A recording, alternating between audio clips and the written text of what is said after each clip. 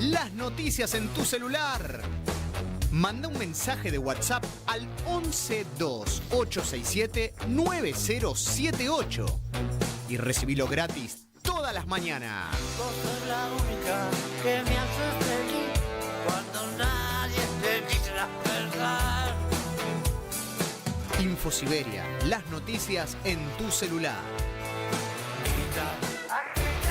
No seas como los demás. Manda un mensaje de WhatsApp y recibilo gratis todas las mañanas.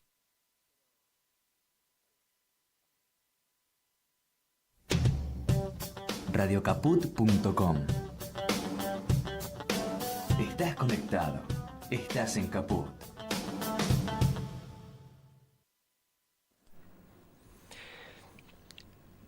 Es una perogrullada, es un lugar común decir que los tiempos cambian.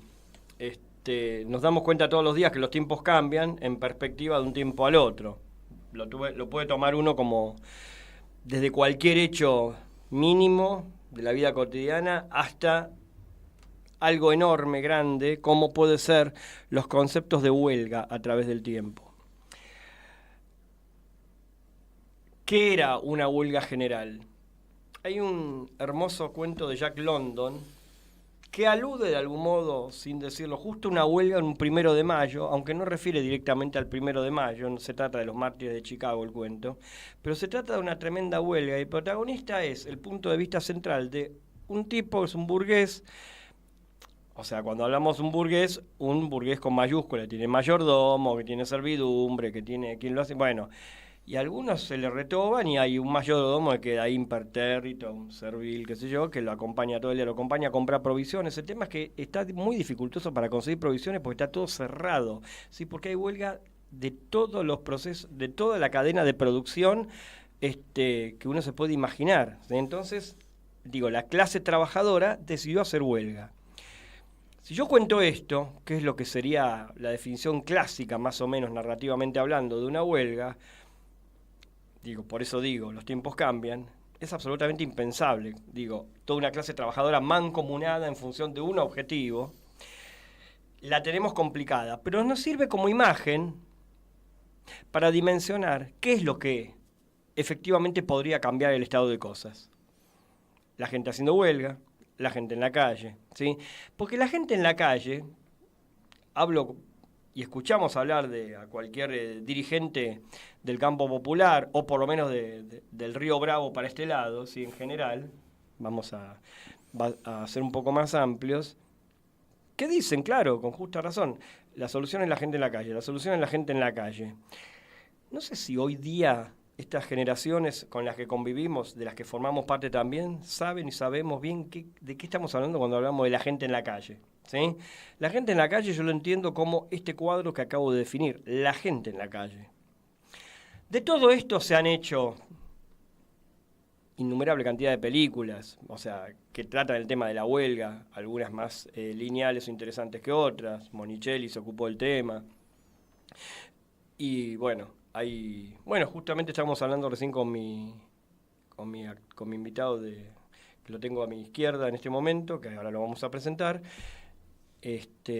Aludíamos a una anécdota de la Patagonia Rebelde, un ejemplo local.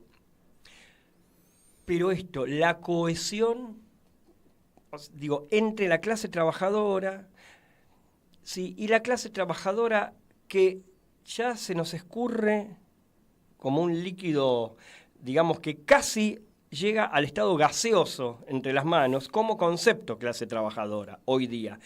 Es un problema que tenemos que empezar a tratar, no solo en nuestros programas, sino en lo que serían las producciones de las películas, aludan no directamente a la cuestión, por lo menos una percepción en relación a eso, ¿sí? A esa cuestión.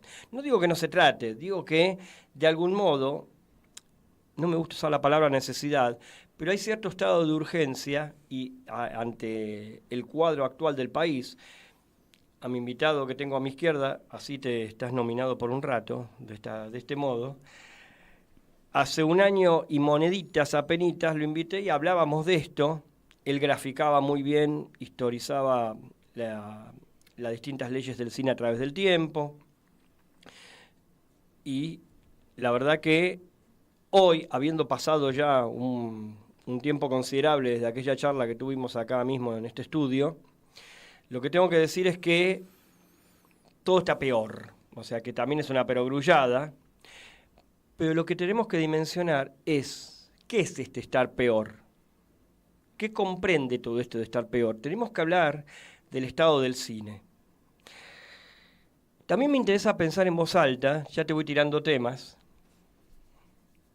Claro, anota. Me interesa pensar en voz alta esto de, ¿influye de algún modo en, es muy abstracto pensar así, pero me interesa pensarlo, en la inquietud de alguien que tenga ganas de hacer una película ahora? ¿Interesa esto como tema o de algún modo se toma como un cuadro de situación que hay que pasarlo, que hay que transitarlo y que va de suyo y yo me ocupo de otra cosa? Bueno, esto en relación a ciertas cuestiones formales que podemos tocar de soslayo o no, integrarlo con la charla, y vamos a hablar del Inca, vamos a hablar del ENERC y vamos a hablar del estado de nuestro querido cine que lo están aniquilando. Así que le pido a el amigo Joaquín Beigbeder, que hoy me salió el apellido Pipí Cucú, ¿sí? La cortina.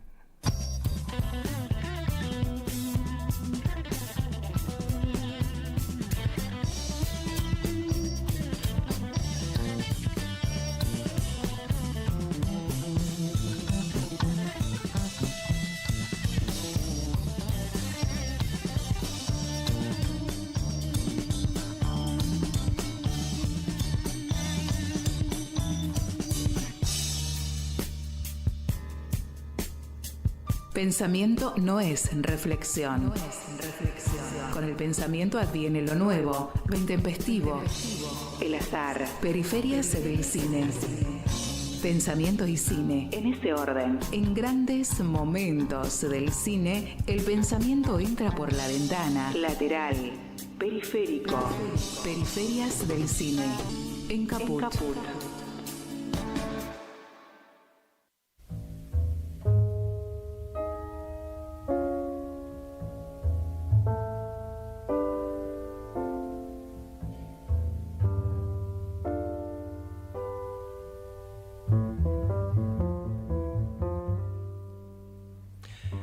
Muy buenas noches, esto es Periferias del Cine, mi nombre es Luis Frank.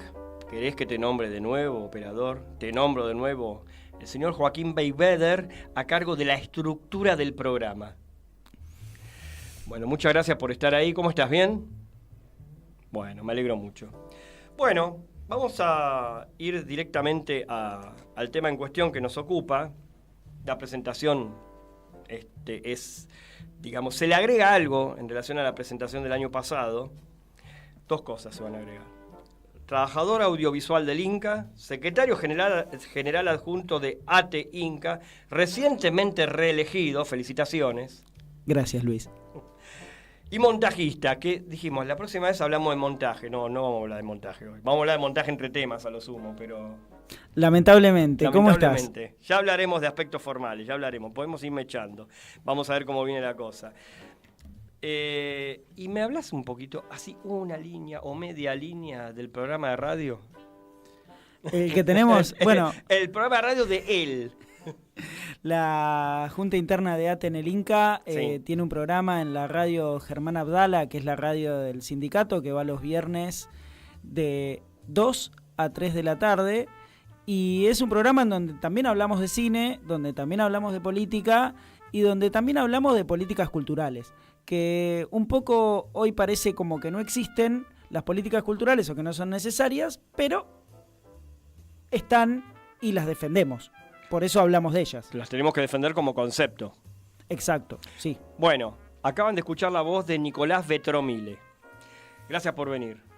Por favor, siempre es un honor charlar de cine, charlar de las políticas audiovisuales y lo que es un más honor es desnudar a este gobierno que viene a destruirnos, no viene a construir una nación. Sí, absolutamente. Y ellos venden que nos desnudan a nosotros. Sí, nosotros somos la casta, nosotros somos Sí. los ñoquis y después cuando empezás a mirar te das cuenta que la casta y los ñoquis son ellos mismos, ¿no? Sí, son ellos mismos y son sobre todo aquellos a los cuales ellos representan, porque nosotros vemos las caras visibles. Exacto, sí. ¿A quién representa esta gente? Bueno, está marcado y surcado por las grandes corporaciones y ni siquiera viven acá, porque hasta a Pablo Roca se les puso en contra. Pablo Roca se le puso en contra. El Círculo Rojo está subdividido, algunos responden a unos del Círculo Rojo, otros responden a otros. Porque ¿sabés cómo deben estar esos teléfonos? No, todo el tiempo. Estos días que están desnudando más que nunca al rey.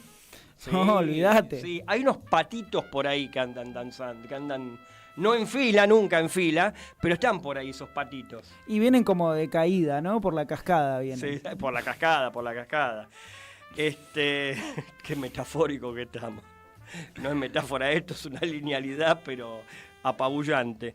Pero bueno, quería ir a un punto, Nico, en relación a... porque a veces damos por sobreentendidas cosas, ¿no? Y en el programa, como yo lo pienso al programa como un servicio, me interesa aclarar cosas que parecen evidentes, pero quizá no para todo el mundo, y me parece interesante porque de ahí también puede surgir algo nuevo.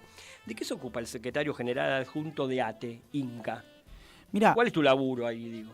En principio, bueno, es representar a todos los trabajadores y trabajadoras del INCA, sí. Representar en términos de la intervención entre el empleador, que en este caso es el INCA, y los propios trabajadores. Bien. Hay un montón de cuestiones alrededor de eso, y también ser un canal entre el sindicato, ATE Capital y ATE Nacional, y los propios trabajadores, que tiene un montón de servicios. Y esos servicios no le llegan al trabajador de manera directa, sino a través de los delegados, y los delegados lo canalizamos mostrando lo que el sindicato tiene para ofrecer, tanto en términos, te casaste, bueno, tenés una guita por casarte, tuviste un hijo, tenés un ajuar, ese tipo de servicios más que por ahí uno lo ve como un chiquitaje, pero es sumamente importante porque tenés un montón de esos servicios y nosotros trasladamos, por ejemplo, los anteojos que te haces, la odontología, que son cosas que la obra social mira para allá, ¿viste? Mira para otro lado. Entonces es muy complejo canalizar eso, como lo digo como afiliado, canalizar eso si no lo sabés. O sea, porque lo más importante es que vos puedas tener acceso a todos los servicios y que además tengas una representación sindical que te acompañe, te apoye y que te defienda principalmente, porque hoy lo que está en duda no es si la representación sindical es buena o mala. Hoy lo que está en duda es si te defiende o no te defiende. Lo que pasa un poco en el INCA para mí eso sí es buena o mala. Claro, claro, pero el bueno o malo es un juicio de valor. Es un juicio de valor. Pero digo, que te defienda, que te represente y que vaya a discutir con las autoridades tu futuro y que te canalice los problemas a través de la necesidad. Por ejemplo, los compañeros que estuvieron despedidos tuvieron su asesoría legal y muchos de ellos ya iniciaron los juicios de fondo. Primero las medidas cautelares para reincorporarlos a sus espacios de trabajo y cuando eso no funcionó, fuimos directo a una medida de un juicio de fondo. ¿Alguno de esos casos llegó a buen puerto? ¿Lo terminaron reincorporando? Sí. Reincorporamos a la parte del cupo trans a 5 trabajadores y trabajadoras. ¿Cuántos había originalmente? Despidieron a 8. Faltan 3. Despidieron más de 8. Sí. A 8 los pudimos representar o permitieron que seamos sus representantes, digamos. ¿Por qué? Porque de esos 8 que terminaron yendo a la justicia, solo 2 estaban afiliados a nuestro sindicato. Los otros 6 permitieron que los representáramos legalmente y llegamos a buen puerto con 5 de ellos. Esos 5 los pudimos reincorporar y están trabajando hoy, en este momento, en diferentes oficinas. Muchas de esas oficinas no existen, porque si lo que tuvo esta gestión fue eliminar políticas públicas. Entonces, al eliminar políticas públicas, lo que estás eliminando son oficinas. Y esas oficinas las llevaban adelante personas. Eliminás puestos de trabajo. Exactamente. Que para más de uno, la eliminación de puestos de trabajo, la vez pasada cuando viniste hablamos de esto bastante, es algo positivo, ¿sí? Para nosotros no, pero para mucha gente sí, han vendido eso, que la eliminación de puestos de trabajo, esa síntesis, optimización, así está vendida, ¿sí?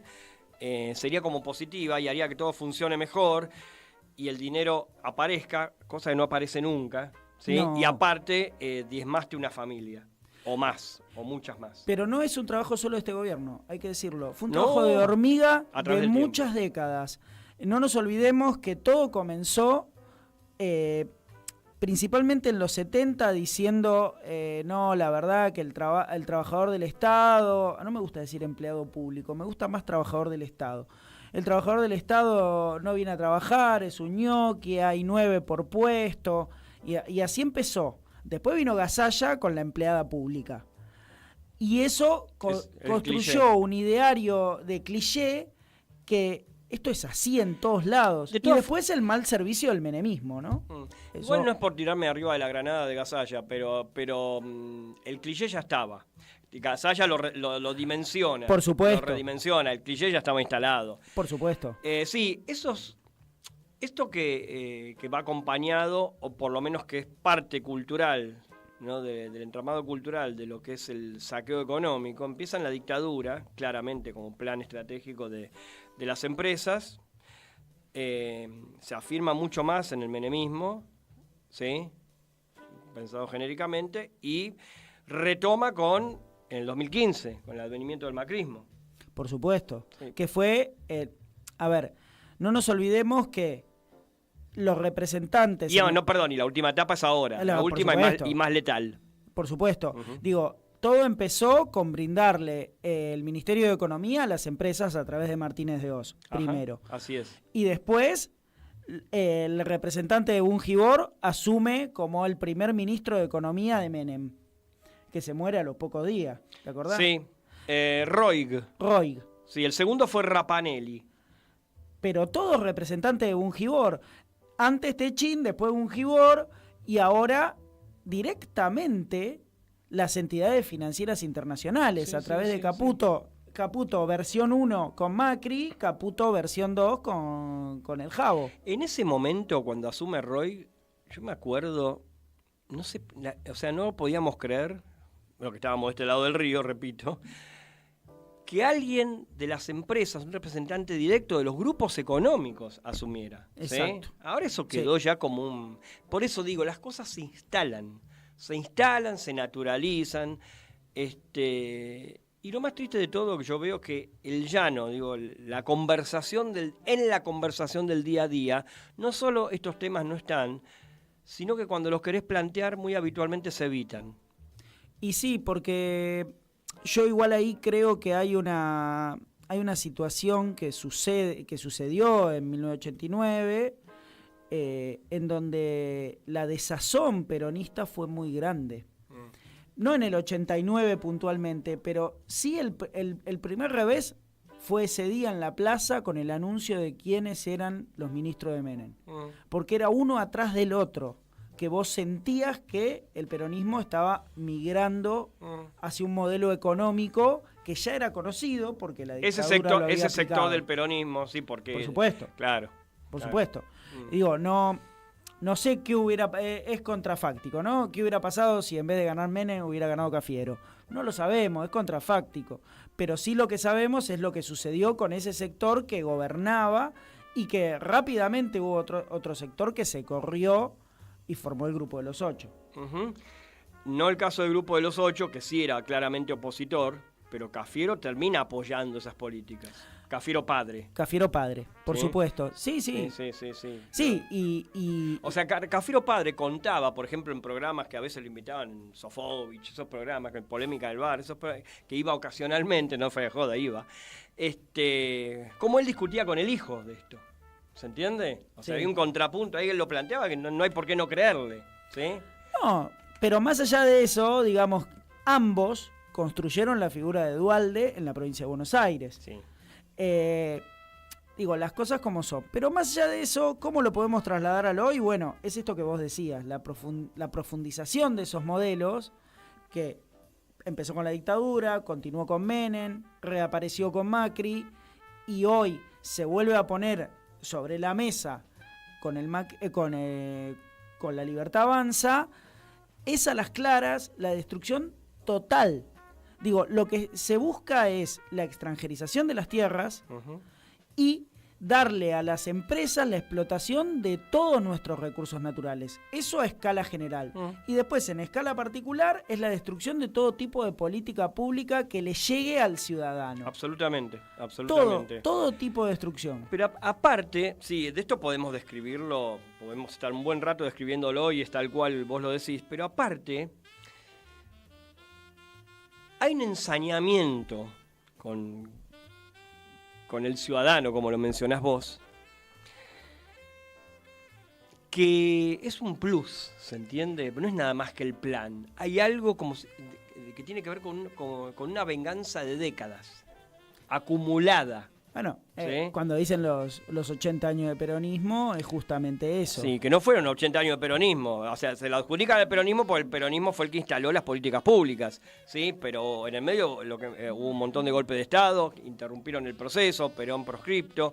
O sea, cuando vuelve Perón ya era otra cosa el peronismo. Bueno, ese Perón que vuelve es otro, ¿sí? Exacto. Bueno, o sea, la interrupción fue, a mi entender, tuvo una magnitud que le pelea en intensidad, no sé si la emparda, habría que pensar esto, a todo lo que ha logrado el peronismo en el siglo XX, estoy hablando, ¿sí? Después lo que logró en el siglo XXI con Néstor y Cristina es otra cuestión, es como otro capítulo, ¿no? Quizá continuación del primer periodo, pero hay algo ahí que fue inaugural, ¿sí? Y que de algún modo, porque eso también se naturalizó positivamente, todos los derechos adquiridos, ¿sí? El aguinaldo, las vacaciones, ¿sí? Se naturalizaron positivamente. Lo que buscan es que ahora se desnaturalicen todo eso con la figura, por ejemplo, del emprendedor, ¿sí? Que es falsa. Por supuesto. Que es totalmente falaz. Por supuesto, pero eso fue un deterioro que se construyó también con mucho tiempo. Fíjate que en la primera reforma del Estado los trabajadores seguían siendo trabajadores contratados por tiempo limitado o contratados por tiempo permanente. En la segunda reforma del Estado empieza a aparecer la figura del contrato de locación de obra, que es el que hacía una factura y la presentaba. O sea, atrás de eso estaba el monotributo. El monotributo, justo iba a eso. El monotributo es el mal, así nomás. Por más que varios estemos obligados a esa cuestión. Por supuesto, sí, es el primer mal. Y ahora, no contentos con eso, apareció el CLOPE, que también es un monotributista, pero que no está señalado como un trabajador, sino como un emprendedor que viene a colaborar, como un colaborador. Sí. Y tiene funciones de trabajador. Y le hacen creer que es socio. Claro. Le hacen creer que participa activamente en las ganancias, no participa un corno. No, y además el Estado es el principal empleador en negro, porque tiene a los CLO y a los CLOPE sentados en los puestos de trabajo. Y un dato no menor, acaba de sacar un decreto que anula la equiparación de los trabajadores contratados con los trabajadores de planta, en términos salariales. Entonces digo, ¿qué más? ¿Nosotros somos la casta? O sea, ¿de qué lugar estamos hablando? ¿No lo iba a pagar la política? Se aumenta en el sueldo un 120% a los subsecretarios, secretarios y directores nacionales desde este mes. 120%. ¿Cuánto gana un jubilado? ¿Entendés? Es como, ya no se miden las cosas en miles de pesos. Los salarios de estos tipos se miden en cantidad de jubilados, en cantidad de jubilaciones mínimas. Son unos hijos de puta, perdón. Sí, perdón por lo de hijos. A ver, claro.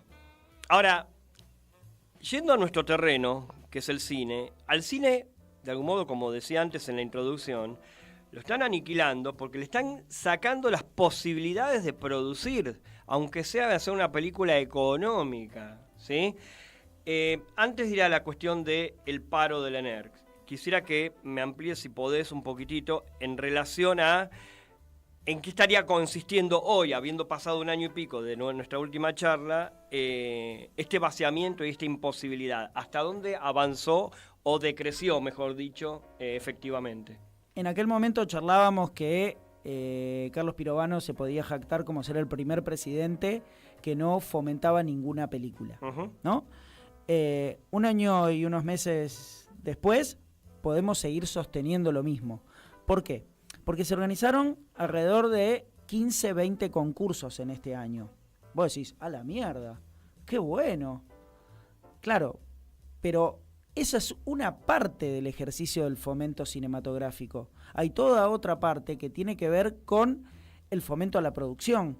Que una cosa es un concurso en donde vos no tenés que alegar nada, ganaste un concurso, 1 millón de pesos, te lo doy, hacé lo que quieras con eso, ganaste el concurso, vos sos responsable del concurso, pero yo no te controlo sobre eso. Lo que tiene de bueno la ley de cine, que es una ley que además fue replicada no solo en Latinoamérica, sino en Asia, en África, en Centroamérica y principalmente en los países de Europa salientes del comunismo de la Unión Soviética, porque los otros ya tenían ley de cine, Francia, Inglaterra, Alemania, España, pero en los salientes digamos de la Unión Soviética no, y tomaron las ideas de esta ley de cine, es justamente eso, que no había trabajadores en negro en la cinematografía argentina, porque el control tenía que ver con que vos tenías que emplear en blanco. ¿A quiénes? A los actores, a los técnicos, a los músicos, porque, las películas tienen música, a los escritores de música. Tienen sonido, vamos a empezar por ahí, el sonido. También, pero por eso digo a los técnicos, director de fotografía, sonidista, montajista, director de arte y todos los asistentes alrededor de eso. Y por último, los guionistas, argentores. Entonces, vos a todos esos los tenías empleados en blanco con contratos por tiempo determinado basado en la película. Que eso es un acuerdo al que se llegó hace 70 años con el nacimiento de SICA. Y con el nacimiento de todas estas organizaciones. SADEM, que es de los músicos, Argentores, de los guionistas. Bueno, era la economía más grande sin chimeneas de nuestro país, emparentado con la pesca. Digo, como para entender el nivel. Y la pesca está bastante mal, porque la verdad es que nuestros ríos son invadidos por barcos chinos, japoneses, norteamericanos. Las 200 millas no existen. No existe nada. No existen aguas internacionales hoy día. Por supuesto. No, imagínate que agarran a la flotilla en el medio de Grecia. En aguas internacionales, en medio de Grecia. Digo, ¿cómo es la mano? Bueno, pero... Lo llevan a Israel, pero lo podrían llevar a cualquier lado del mundo. Lo podrían llevar directamente a Guantánamo si querían. Sí, ningún problema. Nadie se rasga las vestiduras alrededor de eso. Pero lo interesante es que estos concursos, que muchos ya tienen ganadores, a muchos ya le avisaron que son ganadores, ¿y? No cobraron. Entonces, ¿qué tenés? ¿Una medalla? Claro. No es una forma de decir. Ganaste un concurso. Te claro, felicito. Campeón, pero sin copa, digamos. Porque claro. ni medalla y beso tenés, ¿entendés? Pero, perdón, ¿esa guita va a estar en algún momento? No se sabe muy bien cuándo. ¿Pero por qué? Hablamos de superar, ¿no? Porque... Y no te pregunté todavía de la selección de proyectos. Bueno. Ojímetro. Eso, en teoría, hay notables que ven esos proyectos. Comillas, muchas. Y bastantes, porque no cobran. Imagínate.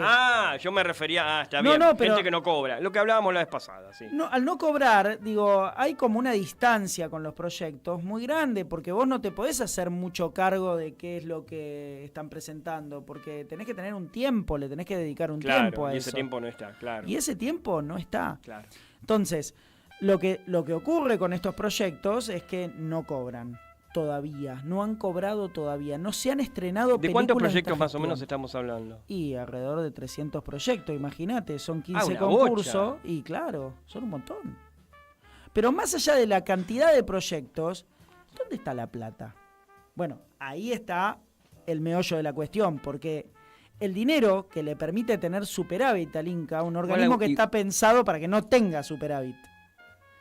Porque vos entra el dinero que viene de la producción, tanto de la producción televisiva, por la publicidad a través del ENACOM, como el corte de entrada, el 10% del corte de entrada, ese dinero que viene de la propia persona que ve televisión y que va a la sala de cine y que se canaliza a la industria audiovisual, ese dinero no está pensado para que haya superávit. La ley de cine establece que todo el dinero se tiene que entregar y lo que no queda se envía al ejercicio siguiente para ser ejecutado, no dice para ser guardado en el bolsillo. Bueno, lo guardan en el bolsillo. ¿En el bolsillo de quién? Y bueno, eso estaría muy interesante saber de que se compran bonos de la deuda. Claro, por supuesto. Pero pasado en limpio, algo que hablábamos la vez pasada, que vos lo clarificabas, te pregunto si esto está tal cual vos lo mencionabas. Dinero para el fondo de fomento, 10% de las entradas de cine. ¿Está bien? Sí. 10% del cobro del videograma grabado. Muy poco porque ya no se alquilan películas. Aclará pero... de nuevo, mencioná de nuevo qué es el videograma grabado. Bueno, el videograma grabado está legislado, eran los VHS en la ley original del 94. Uh-huh. Con actualizaciones que se hicieron por las resoluciones del Inca, se empezaron a cobrar la venta de DVDs y la venta de Blu-rays. Es muy menor la venta que hoy hay de DVDs y Blu-ray. Ahora, un videograma grabado, es polémico que solo sea un medio físico, porque el videograma es algo que es intangible, es lo que está dentro del soporte físico. Ahora, el soporte físico, ¿por qué no es un servidor en Tailandia de Netflix, por ejemplo? Puede ser perfectamente, porque el videograma es el contenido del soporte físico, no es el soporte físico per se. Claro. Entonces, en ese sentido, es que estaba abierta la puerta para cobrarle a las plataformas. ¿Alguien decidió cobrarle a las plataformas? Hasta ahora no. Y ese fue el primer reclamo a Puenzo. Bueno, voy a hacer, antes de ir con Puenzo, porque iba a ir con vos porque escribiste algo hace unos días. Sí.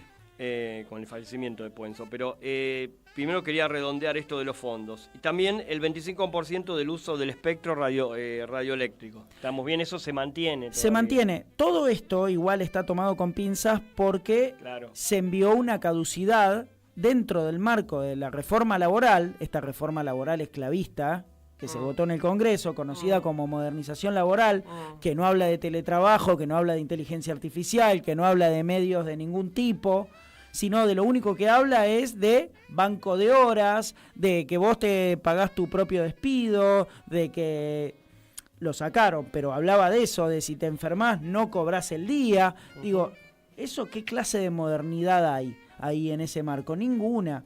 Y dentro de esa modernización laboral incorporaron la caducidad de los fondos para la cultura.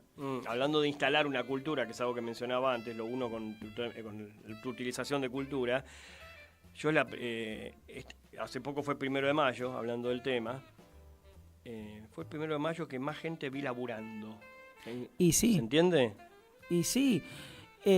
Abrieron lugares que son inimaginables que podían abrir. Abrió el supermercado de al lado de mi casa, supermercado grande. Supermercado, ¿entendés?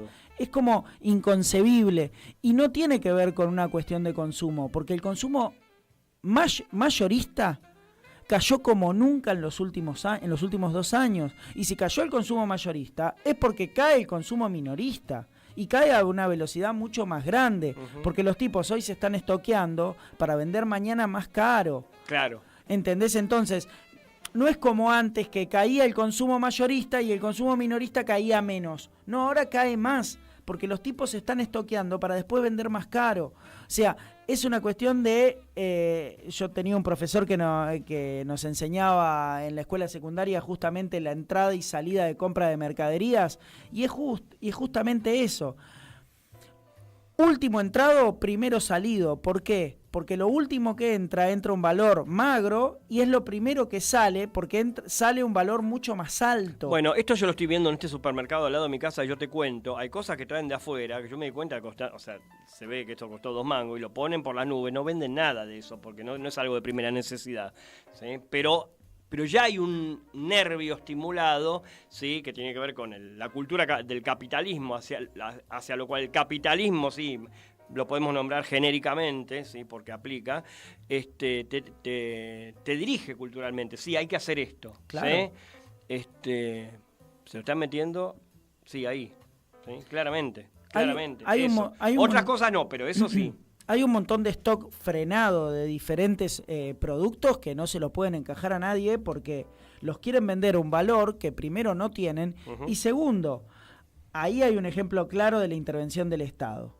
¿Quién fue el primero en pedir la intervención del Estado cuando Temu y Shopee y otras empresas chinas que tienen un montón de productos a precios magros, entre comillas? ¿Quién pidió la intervención del Estado? Galperín, el dueño de Mercado Libre. Porque claro, el que no tributa acá. Claro, bueno, Además, Mercado Libre es una empresa uruguaya. El usurero. Claro, y que habla de una señora que nunca trabajó, que no puede cobrar una jubilación. No, es impresionante. La señora trabajó toda su vida, Claro que sostuvo una trabajó. familia, Claro que le trabajó. puso el cuerpo, lavaba la ropa, cocinaba, sostenía una familia. Pero ¿en qué radica esto? En que él lo dice, los medios lo reproducen y se instala, y apuntan a que se instale culturalmente. Por supuesto. Si no, Lilia Lemoyne no puede nunca abrir la boca, pues sería un imbécil más, ¿se entiende? Pero está ubicada en un lugar en donde convence a un sector de la masa crítica, a una masa crítica, va. Por supuesto. Por eso hay que tener mucho cuidado a la hora de reflexionar sobre las personas. Y una cuestión muy interesante. ¿Quién es clase media? ¿No? Otro concepto líquido. Como lo laburó Ezequiel Adamovsky, tiene que ver con quién se piensa de clase media. Todos nos pensamos en el fondo de clase media. ¿Sí? Bueno, es una imagen mental, de algún modo. Yo le quiero transmitir a quienes nos están mirando que la clase media es aquel que tiene una empresa y le va de manera mediana. ¿Por qué? Porque el resto somos clase trabajadora. Vos lo decís en relación al poder adquisitivo. Por supuesto. Yo lo decía culturalmente, incluía eso. Pero mucha gente se cree de clase media y es clase trabajadora. Por supuesto. O sea, el compañero que está del otro lado acá del vidrio, el compañero operador. ¿Vos qué sos, Beybetter? Me hace un pulgar para abajo. Miedo.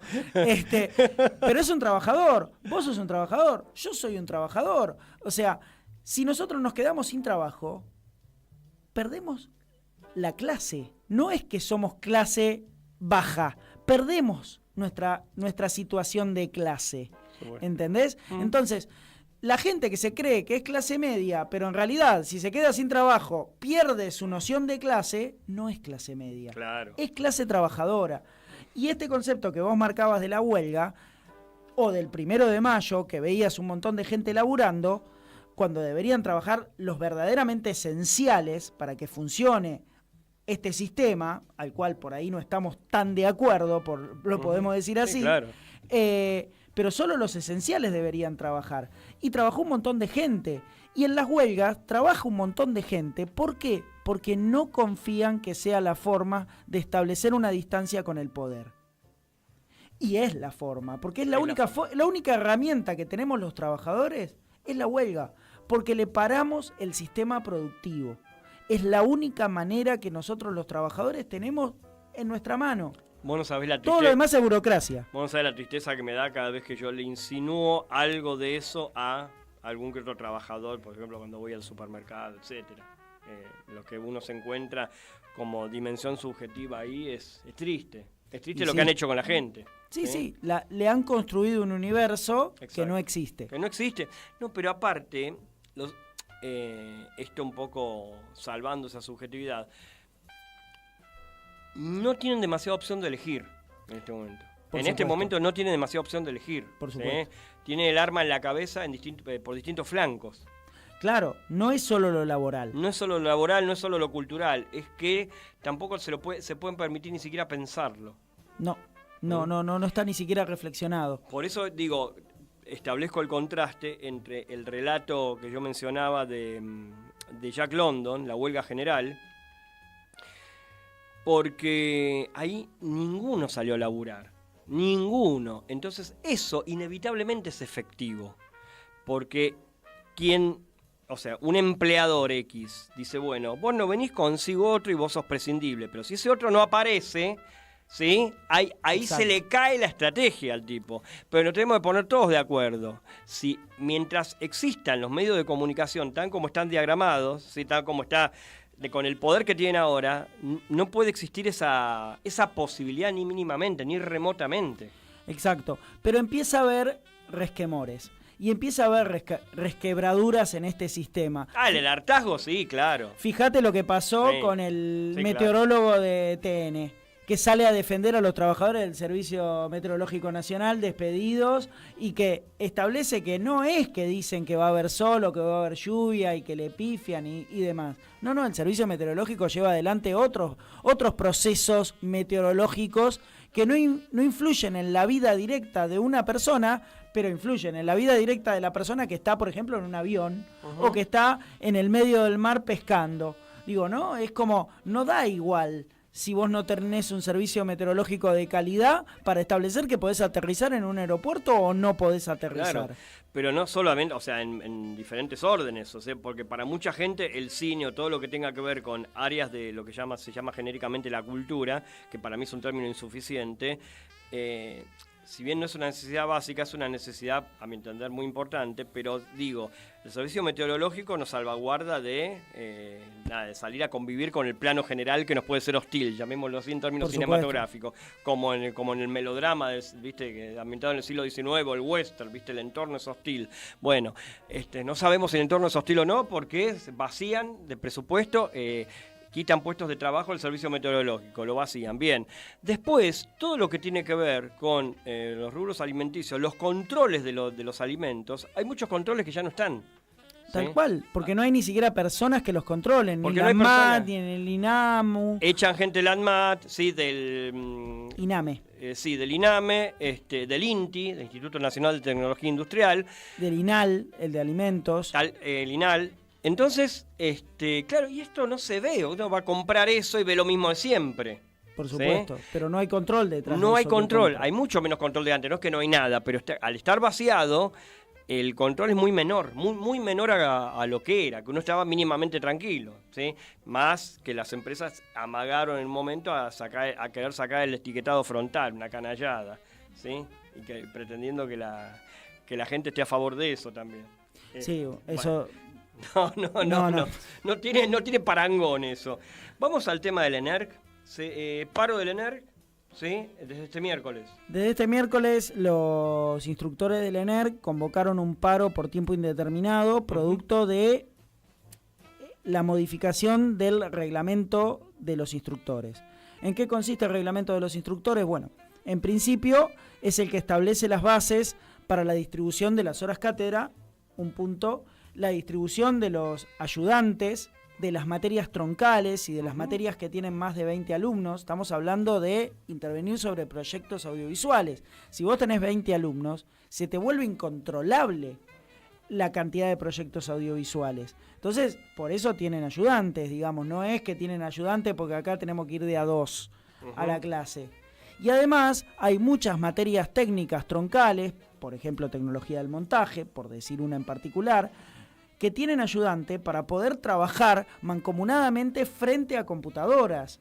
Entonces, lo mismo con las materias de sonido, lo mismo con las materias de fotografía, en donde se rueda, se filma una escena, en donde se ponen luces, se ponen grúas, carro de traveling. Más allá que eso lo arman los alumnos, el profesor no puede estar seteando la cámara, viendo el carro de traveling si está bien colocado, armando la grúa y haciendo la puesta de luces. No es fácil. No, claro. Digo, el cine es un entramado caro por toda la envergadura que alrededor del registro de una toma, de una escena, tiene.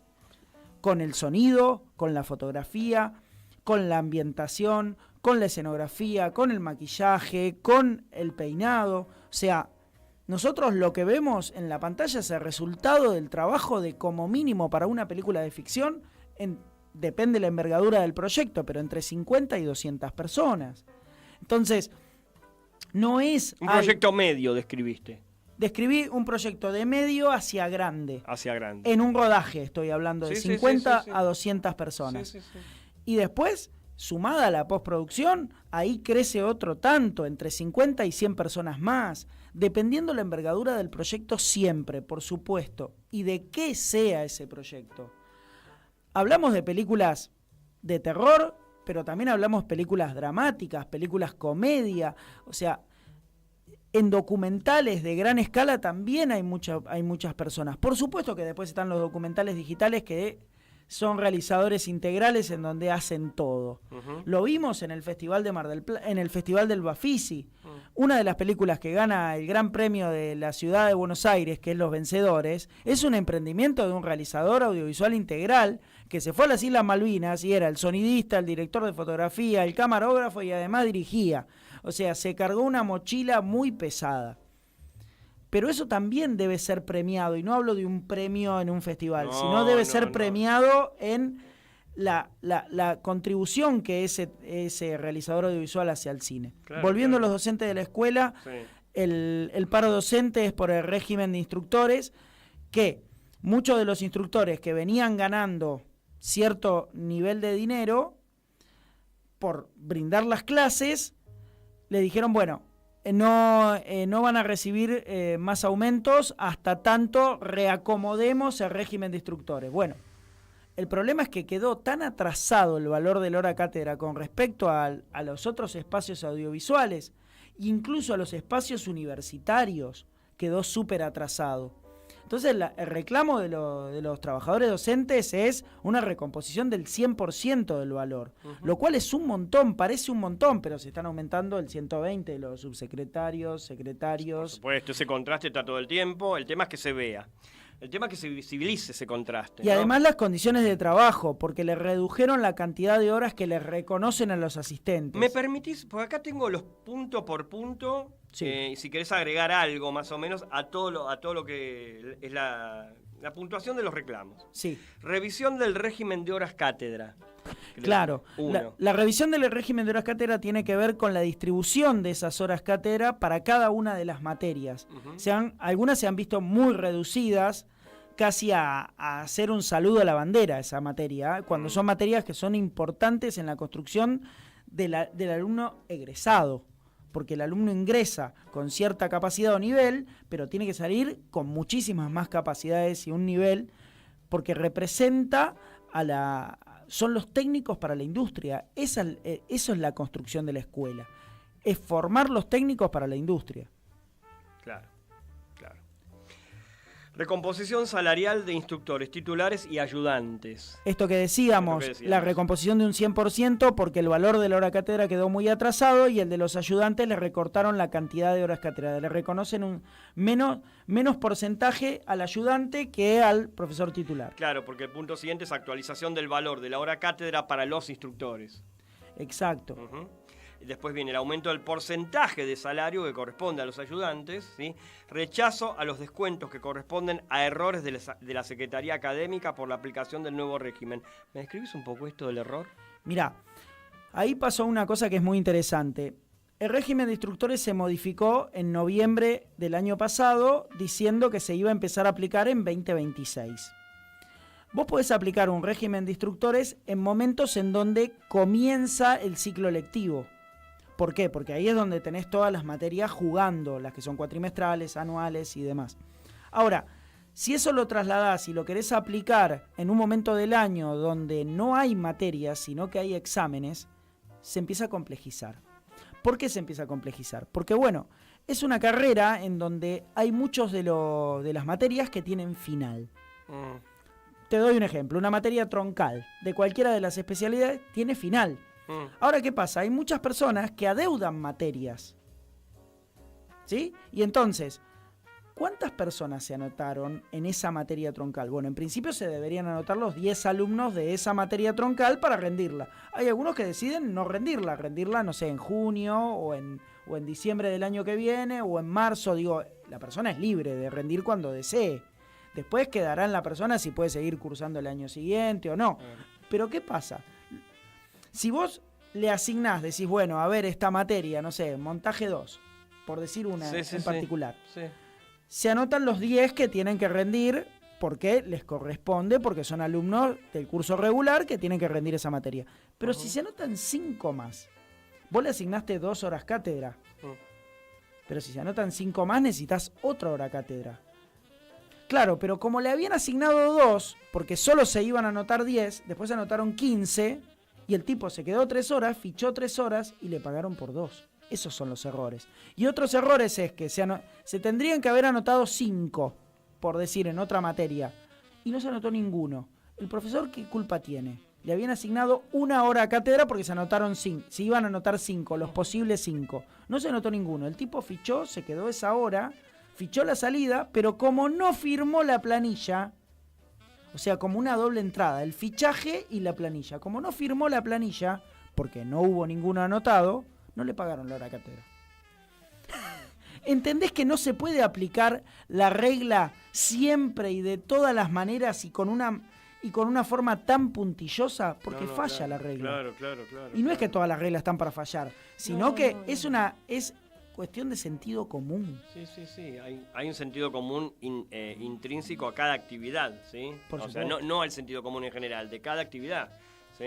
El último punto, asegurar clases de calidad en todas las sedes con asistencia de los instructores viajeros en los casos que corresponda. ¿Que le garpen el viaje? En principio no, el viaje, El viático, digo. primero estaba en duda que sean instructores de Buenos Aires que vayan a dar a las otras sedes. Sí. El problema es que nunca en nuestro país se hizo una formación de formadores. Entonces es muy difícil que vos tengas en San Juan, en Formosa, en Jujuy, la misma calidad de formadores que tenés en Buenos Aires, Ciudad Córdoba. No te estoy diciendo ni siquiera la ciudad de Buenos Aires, estoy en provincia de Buenos Aires, Córdoba. Asistencia en ese sentido. Claro, entonces, si vos tenés que trasladarlo, lo tenés que trasladar. Por supuesto que el viaje estaba cubierto, pero lo que se solicitaba es parte del desarraigo, que es el viático que cobra cualquier trabajador del Estado. Cuando te mandan a inaugurar un espacio Inca en Zapala, te pagan un viático, más allá del viaje. Claro. Que es un desarraigo. No, voy a hacer un paréntesis, porque me vino un recuerdo horrible. Yo trabajaba en una fábrica, no voy a decir cuál, hace muchos años ya. Muchos años. Hacía trámites. En un momento hacía trámites, hacía otras cosas también. Pero en los trámites, para pagarme los viajes, le tenía que llevar los boletos. Es lo contrario de lo que estás diciendo, ¿sí? Que es un dinero específico que se asigna a viáticos, porque alguien merece tener un dinero para viáticos, ¿sí? Bueno, eso es el pincel fino anómalo que estás mencionando. nosotros cuando nos tocaba hacer la cobertura audiovisual del Festival de Mar del Plata, cuando yo no trabajaba en la ENERC, trabajaba en el Inca, nosotros teníamos los viáticos al 100%, más allá de que nos asignaban, nos daban el hotel, nos daban la comida y nos daban el traslado. ¿Por qué nos pagaban el viático al 100%? Porque estábamos 10 días lejos de nuestras familias. Pero claro. Y todos los traslados internos para la cobertura audiovisual, que eran en taxi, después nos permitieron alquilar una camioneta. Y para alquilar la camioneta, por supuesto que se pagaba desde el Inca, pero la nafta la teníamos que pagar nosotros. Pero nos asignaban un eventual.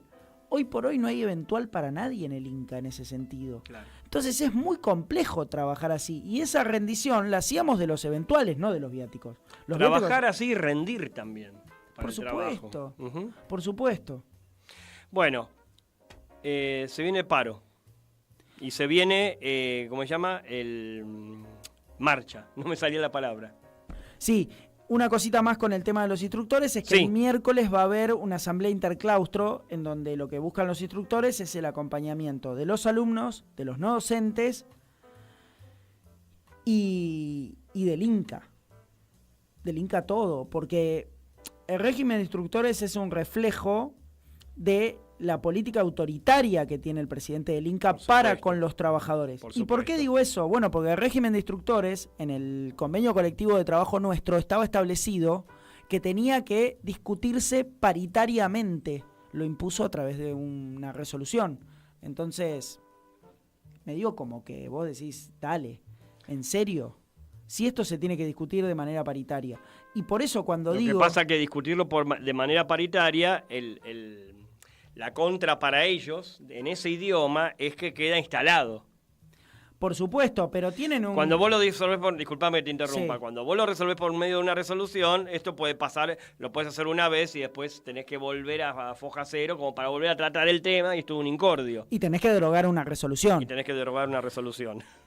Pero el tema es que si paritariamente vos lo llevás, ATE tiene la minoría en esa paritaria. Ujú. El que tiene la mayoría es UPCN. Y justamente UPCN no tiene representación sobre los instructores. Tendrá 2, 3 afiliados. Nosotros tenemos más de 20 afiliados de instructores. Entonces, de un cuerpo de 150, 180 instructores. Entonces, el tema también está alrededor de eso. ¿Quién representa? Por eso hablaba de la representación. Nosotros representamos a todos los trabajadores. Por supuesto que tenemos afiliados, pero nosotros como representación sindical y gremial representamos a todos los trabajadores del Inca y a todos los instructores. Y este paro por tiempo indeterminado sale a través de un envío que hace nuestro sindicato al Ministerio de Trabajo, al Ministerio de Regulación y al propio INCA de paro. No es que es un paro que dicen los instructores, nos juntamos en una habitación 5 instructores y decimos vamos a parar. No, hay un paraguas gremial alrededor de esto. Bueno, mañana hay marcha. Mañana es la marcha universitaria. Hora. Pero hora donde hay encuentro de los trabajadores del cine. Mirá, Lugar en el Gaumont, ¿no? Creo que es a las 16 horas. A las 16 horas en el Gaumont. A las 16 horas en la Puerta del Gaumont. La idea, bueno, es acompañar la marcha universitaria, no solo por lo que representa la formación a través del INCA, a través de la ENERG, sino también porque lo que representa la universidad. La universidad, primero que es un espacio que, por suerte, en las últimas décadas, los hijos de los trabajadores han podido llegar a transformarse en universitarios, ¿no? Y eso es gracias a la gratuidad de la universidad. Exactamente.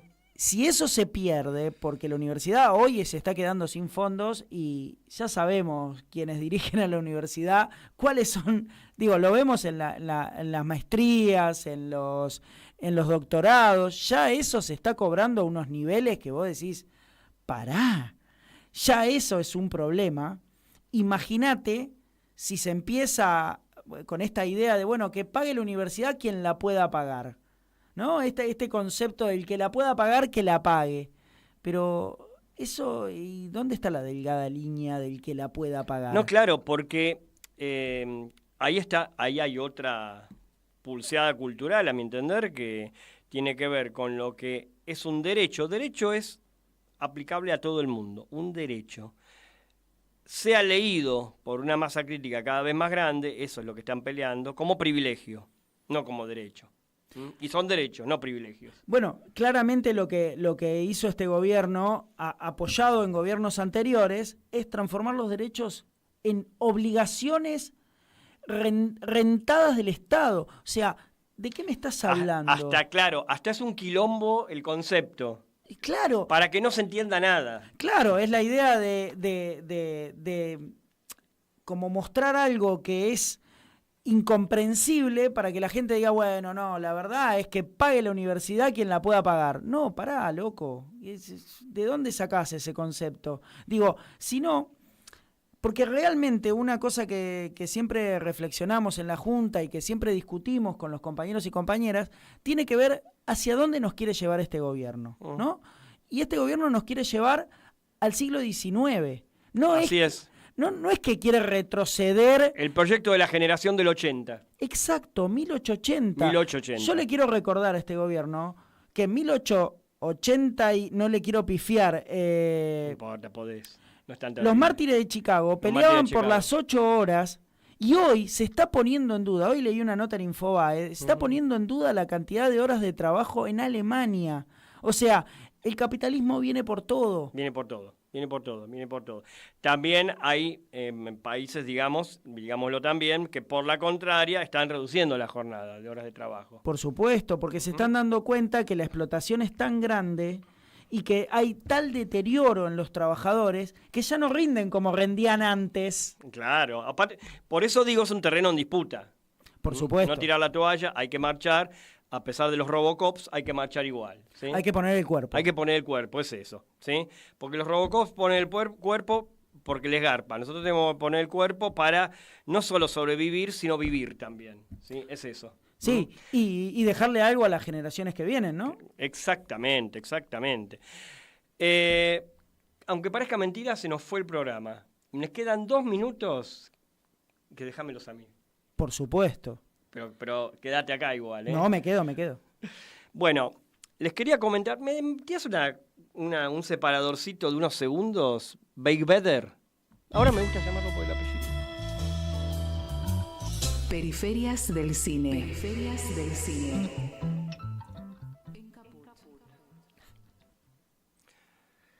Bueno, y esta despedida viene con un par de cuestiones que hacen a que yo, bueno, quienes me conocen saben, más allá del programa, que yo hace 20 y pico de años, exactamente 22 años que doy clases de teoría y análisis de cine, y tengo un espacio en este momento de cine y literatura, en donde voy a trabajar son 4 encuentros, 4 propuestas. El cuento El Sur, de Adelaida García Morales, en relación a la película de Víctor Erice, El Sur.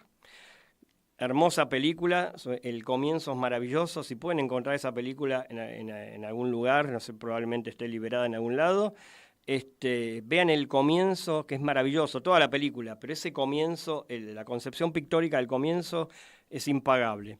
Después la novela de Thomas Mann, Muerte en Venecia, en relación a la película de Luchino Visconti. El cuento de John Cheever, El Nadador, en relación a la película de Frank Perry.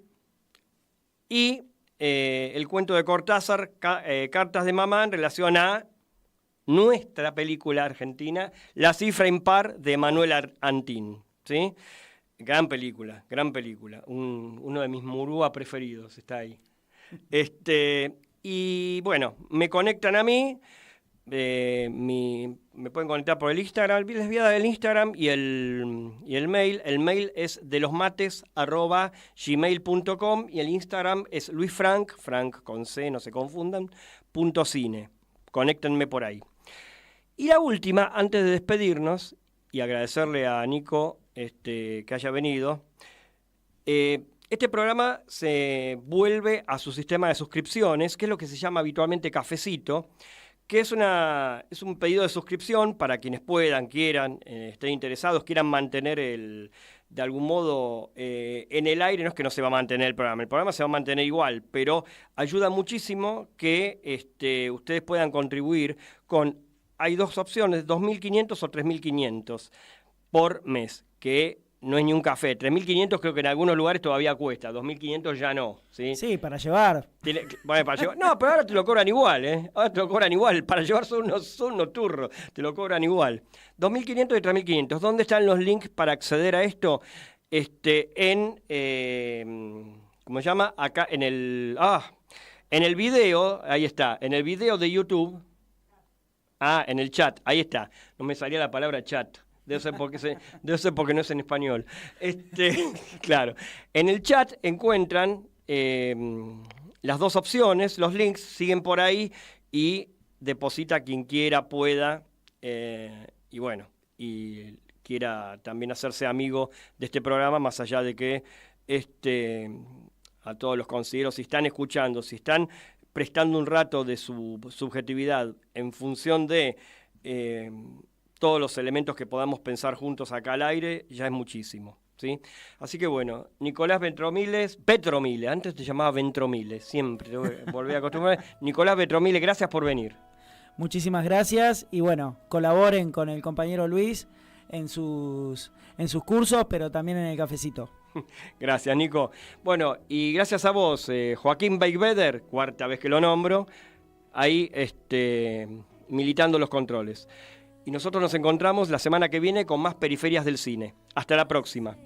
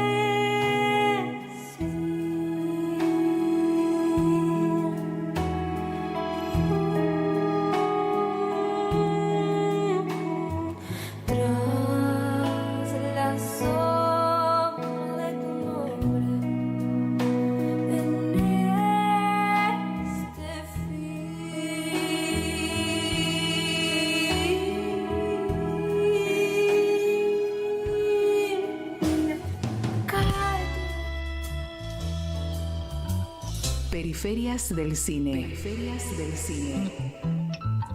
En Caput.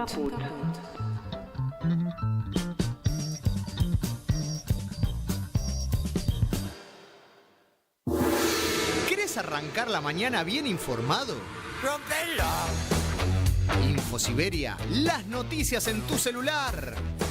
Manda un mensaje de WhatsApp al 1128679078 y recibilo gratis todas las mañanas.